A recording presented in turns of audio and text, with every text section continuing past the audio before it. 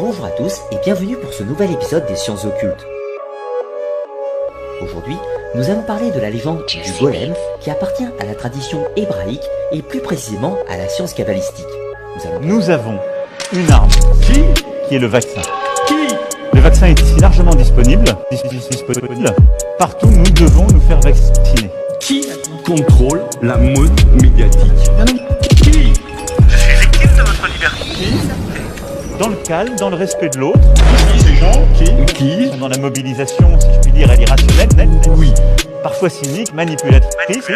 Je ne suis pas pour la post-vérité. Et surtout dans l'unité. Qui contrôle le Washington Post, qui contrôle le New York Times, qui contrôle chez nous BFM TV et tous les journaux qui viennent se couper autour. Nous avons une arme qui est le vaccin. Depuis quelques années, les réseaux sociaux sont devenus les principaux espaces de discussion en ligne. Autrefois, les internautes dialoguaient publiquement sur des forums, tous plus divers que variés, mais cette pratique tend à se perdre. Aujourd'hui, seuls quelques-uns continuent d'attirer du monde, c'est le cas du célèbre Blabla 18-25 ans de jeuxvideo.com. Ce forum abrite des milliers de membres actifs, une communauté qui a déjà fait parler d'elle notamment lors de l'affaire de la fuite du bac en 2012, homme mort, et plus récemment l'affaire Mac Podcast. Et fallait que ça tombe, et voilà, c'est tombé. Qui sont ces personnes? Quels sont les risques et les dérives? Où s'arrête l'anonymat? Voyage à travers les méandres tumultueux d'un forum, hors du commun. Mon investigation commence à la sortie de la fac. Les jeunes connaissent manifestement ce forum, mais le sujet semble tabou. Afin d'en apprendre plus et de vérifier si le 18-25 est à la hauteur de sa réputation, je décide de m'inscrire sous le pseudo Petite Peluche. Une simple validation de mon adresse email me suffit à participer au forum. Un point attire déjà mon attention, bien que le forum se nomme Blabla 18-25 ans, il n'y a aucune validation de mon âge. Sa lecture est accessible à tous, et ce quel que soit le pays. Après avoir rapidement édité mon profil, je me présente en créant un sujet, ou un topic dans le jargon. Les remarques ne se font pas attendre, les messages privés non plus. Balance une photo de tes boobs mon cœur. Tu peux noter ma bite sur 20 plus visage en photo s'il te plaît? Tu suces? Derrière l'écran se cache une foule de 1500 personnes, je reste prudente et décide de ne pas tenir compte de leurs revendications. Dans leur lexique particulier, plusieurs termes m'échappent, en cherchant leur définition je tombe sur le wiki du forum. Sur cette page sont listés tous les événements marquants par ordre chronologique, une mine d'or pour la néophyte que je suis. J'y apprends que ce forum possède une histoire avec des courants culturels et leurs personnages illustres, dont certains sont hissés au rang de divinité. Sisla, Nostar, Niap Niap, tous ces noms ne me disent strictement rien, mais ces pages en parlent en détail, je passe ainsi plusieurs heures à lire ces pavés de texte, tous plus intéressants les uns que les autres. Cette masse de culture archivée est bluffante, j'apprends ainsi la définition d'AW, attention war, autrement dit une femme qui joue de son sexe pour attirer l'attention. Je suis ce qu'ils appellent une neofag, c'est-à-dire une utilisatrice qui n'a pas connu l'époque pré-Respawn. Respawn, c'est une mise à jour de l'interface qui a eu lieu en décembre 2014. J'ignore encore pourquoi cet événement a marqué une nouvelle ère, toutefois plusieurs pages en parlent comme d'un cataclysme dans le petit monde de JVC. JVC, encore un nouveau mot de leur vocabulaire pour désigner jeuxvideo.com. Ces petits mots et expressions, ils en ont inventé des centaines au fil du temps. DDB, fake, pempt, tous ont une signification qu'ils semblent tous connaître. Sur chaque topic, les forumers s'expriment avec des petites images représentant le même personnage. Qui est cet homme? Après une recherche Google, j'apprends qu'il s'agit du fameux Risitas, un comédien espagnol, célèbre pour son rire communicatif hors du commun. Les forumers déclinent ces interventions à toutes les sauces depuis quelques semaines, c'est ça, un délire du 18-25. Et des délires il y en a eu plusieurs. Laurent Ruquier, Tintin, Rockefeller, Lidl, et même un fameux homme rouge. La nuit tombe, et le forum est en effervescence. Cela fait déjà 5 heures que je suis connecté et je n'ai pas vu le temps passer, je décide de faire une pause et de revenir le lendemain. Deuxième jour d'enquête. Pour m'intégrer, je vais devoir me conformer à leurs coutumes, des phrases courtes, smiley, stickers. Cette fois j'attaque directement dans le vif du sujet en leur demandant ce qu'ils pensent de leur forum. Nouvelle preuve de leur solidarité, j'obtiens toujours la même réponse. Le 18-25 c'est un forum normal avec des gens normaux. Pourtant lorsque je parcours la page principale je suis perdu, les topics défilent à grande vitesse, et parmi eux plusieurs attirent mon attention. Je me renseigne alors pour savoir qui contrôle tout ça, et vous allez voir que la réponse est étonnante. Durant mon investigation j'apprends que ce sont des bénévoles qui s'occupent de la surveillance des forums, le tout sous la tutelle des administrateurs. Les modérateurs du 18-25 ils sont 15, tous sont issus des forums du site, et il en est ainsi depuis des années. Après une recherche je tombe sur une vidéo de l'un d'entre eux qui explique le fonctionnement de leurs outils. Tout cela semble très utile, mais à la vue du compteur il est clair que les forumers n'en ont rien à cirer. Modérer ce forum n'est pas de tout repos, quand certains abandonnent d'autres pètent les plombs, c'est pour cette raison que ces modérateurs sont régulièrement remplacés. Et quand ça ne suffit pas, ils sortent l'artillerie lourde.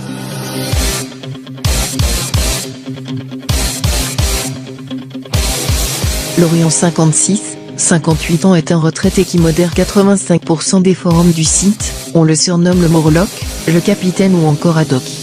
En effet la modération il connaît, il affiche un palmarès colossal d'1 million de sanctions. Ce quinquagénaire à la santé de fer, pratiquait autrefois la pêche au gros, le rafting ou encore l'escalade. Les légendes à son sujet sont nombreuses, comme l'épopée de 1976 où il parvient à vaincre un ours à main nue dans la forêt boréale de Sibérie, ou encore sa plongée spectaculaire depuis les chutes du Niagara. Un homme a miraculeusement survécu à un plongeon d'au moins 55 mètres dans les chutes du Niagara. Aujourd'hui il s'est reconverti, et avec Lorient tu as intérêt à marcher droit ou ton pseudo ne survit pas. Après une entrevue avec son manager nous avons pu lui poser quelques questions. Bonjour Lorient, pouvez-vous en quelques mots nous donner votre avis sur les bons et mauvais côtés du 18-25 ? Bonjour. Oui, alors ce que j'aime dans le côté positif du 18-25, c'est sa créativité constante et inépuisable, on peut dire. Parce qu'on l'a constaté avec, il n'y a pas longtemps, c'était cette semaine avec Jean-Fabien, que j'ai réellement poussé parce que je pensais qu'il pouvait faire quelque chose de bien, ou quelque chose d'autre que ces conneries de matinée que je me fatigue à effacer parce que par moment il avait quand même un côté immature, donc là il s'en est très bien sorti, il a redressé la barre, et ce qu'il a fait est génial. Ce que j'aime bien aussi sur le 18-25, c'est aussi les délires, je veux dire par là par exemple le Tintin, Ménez, Ruquier et maintenant Monsieur Rista. Mais le souci, c'est que, à force de trop en faire, ça devient très lourdingue et à la limite insupportable, voire indigeste. Donc, je le disais l'autre jour sur le topic de modération, user, oui, mais abuser, non, parce que franchement, ça devient franchement gamin, après, quand ça ressemble plus à rien. Donc, on a fait les bons côtés.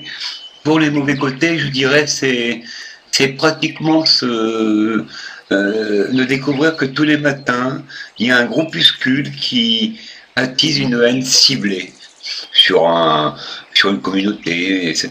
Par exemple, on a un matin, tout le monde est ciblé sur le peuple juif, le lendemain sur le peuple arabe, le lendemain sur le peuple indien, etc., etc.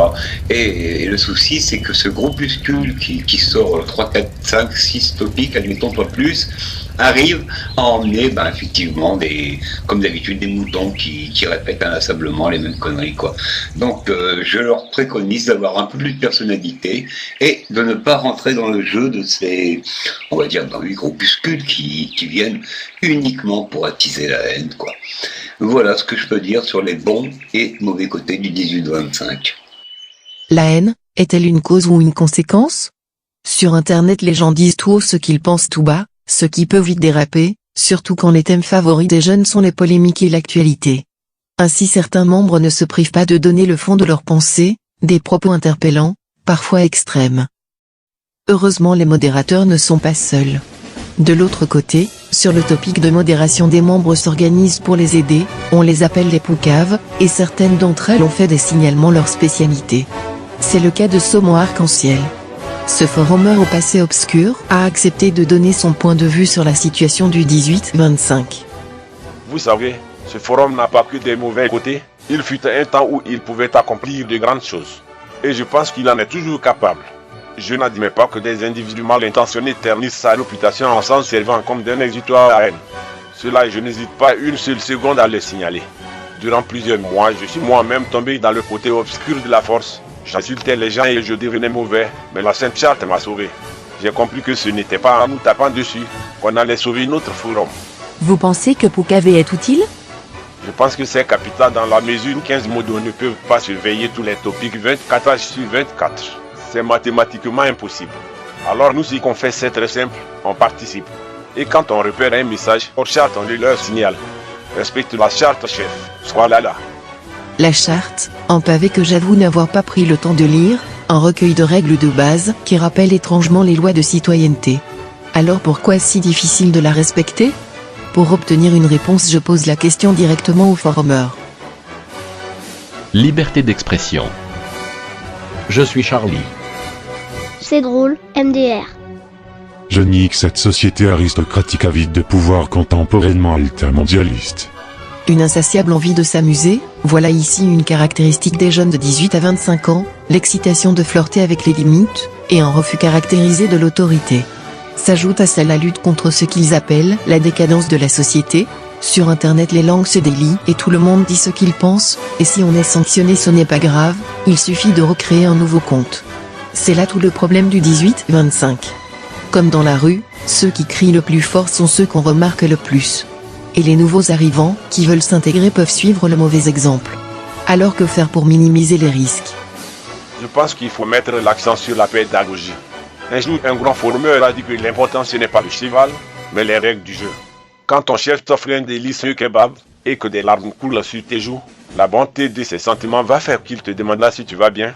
Et c'est du fond du cœur que tu lui répondras, c'est mes chers putain. Sur le forum, c'est pareil. Je pense qu'on devrait réapprendre à apprécier les bonnes choses. Car au-delà d'être des formeurs, nous serons toujours des frères. C'est ainsi que je vois la communauté du 18-25. On peut délirer en respectant les autres. J'en suis convaincu.